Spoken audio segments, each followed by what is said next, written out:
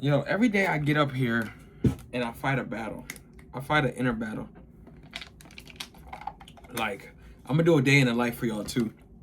That's very like intricate in its, explaining about my day to day. But as I get up here today, like I'm tired as hell. Like I'm not gonna lie to y'all, like I'm tired. Like I worked out at 4 a.m. I worked all day, walked the dogs a bunch of times. I cooked, I ate, and today was one of them days where it was like challenging. You know what I'm saying? I didn't make as much money as I wanted to. It was a slow day, and I felt like I wasn't progressing. And I always revert back to like as long as you have your goals written down and you're steadily knocking something out. Because I deal with patience. Like I'm asking God to grant me patience to, you know, give me a better understanding of, just waiting and working. Because I get so antsy that I want it all tomorrow. Like everything. And I have to continue to, explain to myself every single day, like, yo, like this is a process. Like this is going to be something that is going to take a while if you do it correctly. And everything that you want is on the other side of discipline. And I fought with discipline all day today. Every day I fight my gambling addictions, my drinking addictions, my lustful addictions, every single day. And then saying that, like, okay, I'm like, damn, like I didn't make as much money. Let me just go home. Let me work out. Let me do some content. So, and then I get here for the content and I'm like, yo, like, damn, bro, like, I'm tired. I don't want to do it. But I made a bet with myself, like, I have to do a vlog every single day. And it's not like just getting up here and just throwing a vlog at you. Like I have it strategically written down, like what I want to talk to y'all about as I'm leading up to, my drop. So what we gonna talk about today?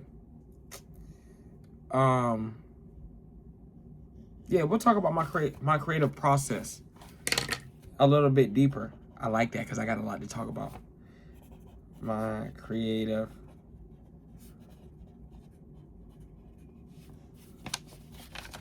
Yeah, let's talk about my creative process. So in all, with saying all of that, I think it's very important to realize the battles that you fight and know how to overcome that. So for me, segueing into my creative process, being creative and doing content and doing furniture and researching, architects and all these things that I'm doing, it helps my mind stay busy. Working out my cousin, myself working out early in the morning, doing all this content, traveling, doing my own furniture brand. It keeps me busy. It keeps me focused on the things that I got to be focused on. So like when my creative process is, I'm a very tasteful person. Like I love taste over everything. And I love things that people don't really want to take the time to do and learn. And I've become, in my creative process, I've become fond of colors. Everything is so minimalistic, gray, black, white. There's no colors. Like when I was growing up, like I told y'all before, I used to watch the Brady Bunch, cartoons, Chucky, the Rugrats, Rocket Power, even Disney Channel. Like all these shows and all these places and all these furniture and all these ideas in the 70s, even like when it comes to going out and partying, the speakeasies that they had, it's all colorful. Like I truly believe like color brings a vibrant vibe out of you. And that is what I'm instilling in my creative process. So when it comes to the mood boards that I'm creating, I'm very like a snowfall, Franklin Saint, 90s LA.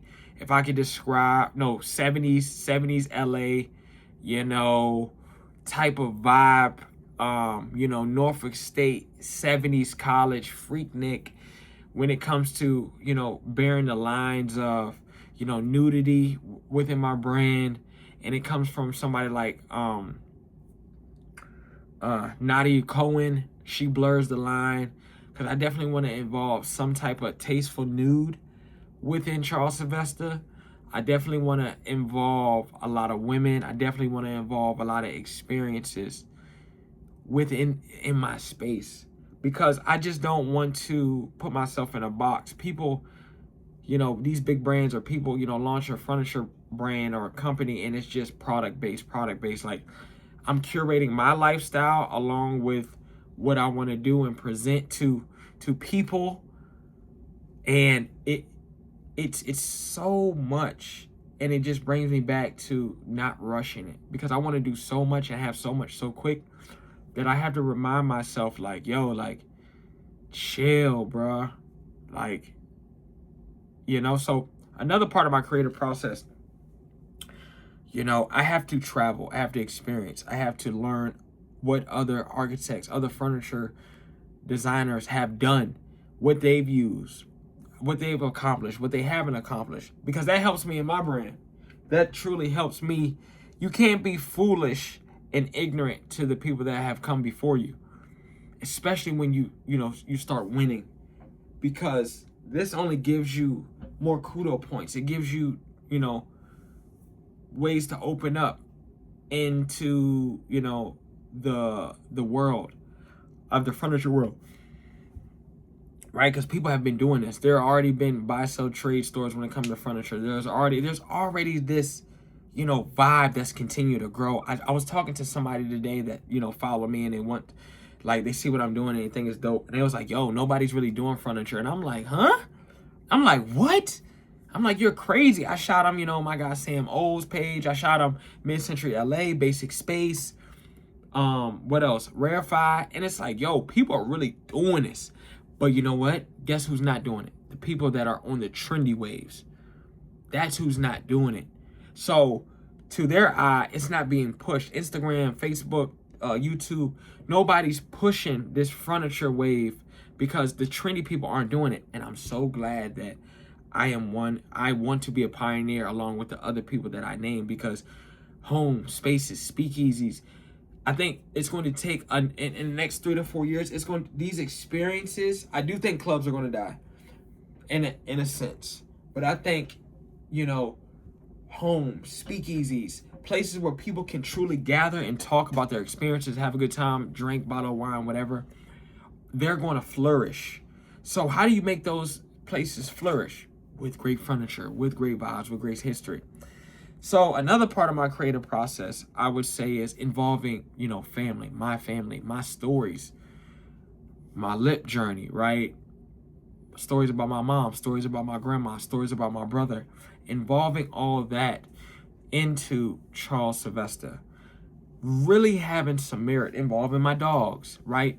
Because I want these pieces to last forever, and it's so cool if it's like, yo, oh, and I'm going to be, oh, yeah, I got a surprise for y'all, too. Even, like, the women that I've had in my life, like, they're going to have this instrumental vibe when it comes to Charles Sylvester as well. So, like, man, that's my creative process.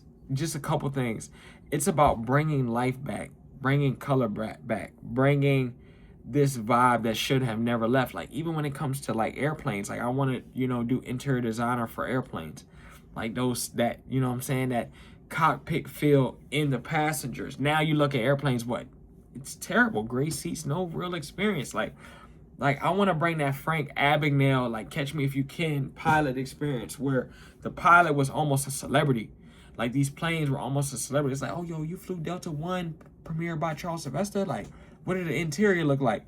Like, that's where my mind is at. That's where I'm thinking. I'm thinking so much bigger, because once a certain amount of people catch on to this wave, it's going to go to the moon. People want to pay for exclusivity, top tier experiences that they can't get nowhere else. That's why people go to islands and safaris and stuff like that, because they want to pay for top tier level experience. So why not have that in your home? Your home is supposed to be your peace, right? Like, have that experience in your home. Have, like, this thing of wow when you walk in. Have this thing of, I don't want to leave my home. So that's where I've been, you know, kind of killing and thinking about it. But like I said, man, this YouTube is truly about my journey, the ups, the downs, the great days, the bad days. And I gotta show you guys each and everything and what I'm thinking about, and just get on here and really ramble. Like, even if it's for 10, 15, 30 minutes, whatever. Like, as long as I get on here and I'm not making it a duty and I'm talking that talk, man, I think that's the the biggest thing for me that I really want to do is continue, you know, to give y'all the raw me. So we building. We got like 10 new subscribers. Let's keep killing it, man. We're gonna be the best. Best out. Peace.